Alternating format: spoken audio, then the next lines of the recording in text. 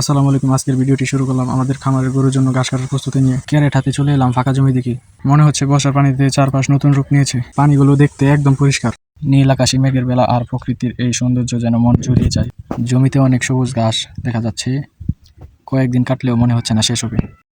পানিতে নেমে কাঁচা দিয়ে গরুর জন্য তাজা সবুজ ঘাস কেটে নিচ্ছি। ঘাস কাটতে আসলে আর যেতে মন চায় না। কাটা ঘাসগুলি সুন্দর করে ক্যারেটের ভিতরে তুলে রাখা হচ্ছে। ক্যারেট ভর্তি ঘাস হয়ে গেলে তা কাঁধে নিয়ে গোয়াল ঘরের দিকে আবার রওনা হলাম। যাক, মোটামুটি আজকের জন্য যা ঘাস কাটা হয়েছে তাতেই চলবে। গোয়াল ঘরে এসে ঘাস রাখতে সবকটা গরু ঘাস খাওয়ার জন্য পাগল হয়ে গেল।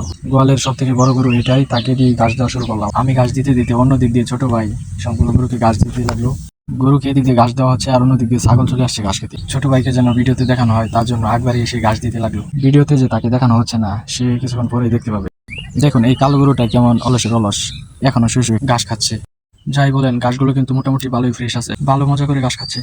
ঘাসগুলো যেন নষ্ট না হয় তার জন্য জোড়ায় জোড়ায় গরুগুলোকে ঘাস দেওয়া হলো। আমার মতো আপনারাও দানাদার খাবারের সাথে গরুগুলোকে তাজা তাজা ঘাস দিবেন। কিছুদিনের মধ্যেই গরুগুলোকে ভালো স্বাস্থ্যবান করতে পেরেছি। এই ডান সাইডে দুইটা গরু প্রায় একটার সাথে একটা লেগেই থাকে।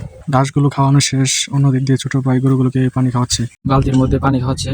গরুগুলোকে লিভার টনিক আর কিডনির দুইটা ট্যাবলেট খাওয়ানো হয়েছিল, তারপর থেকে ভালোই রুচি হয়েছে। যাক, অবশেষে সবগুলো গরুকে পানি খাওয়ানো শেষ। এবারে একটা একটা করে গরুগুলোকে খামারের বাইরে নিয়ে বাঁশঝাড়ি ঠান্ডা ছায়ার মধ্যে বাঁধা হচ্ছে। এখন গরুগুলোকে গোসল করানোর পালা। লালচে গরুটির গায়ে বালতি থেকে ভালোভাবে পানি নিয়ে ধুয়ে নেওয়া হচ্ছে। পানি দিয়ে ভালোভাবে ধুয়ে নেওয়ার পরে তখন ছোট ভাই বলতেছে, ভাই শ্যাম্পু নিয়ে আইছি, শ্যাম্পু কি দিব? তখন আমি বললাম, আনছিস যেহেতু দিতে তো হবেই।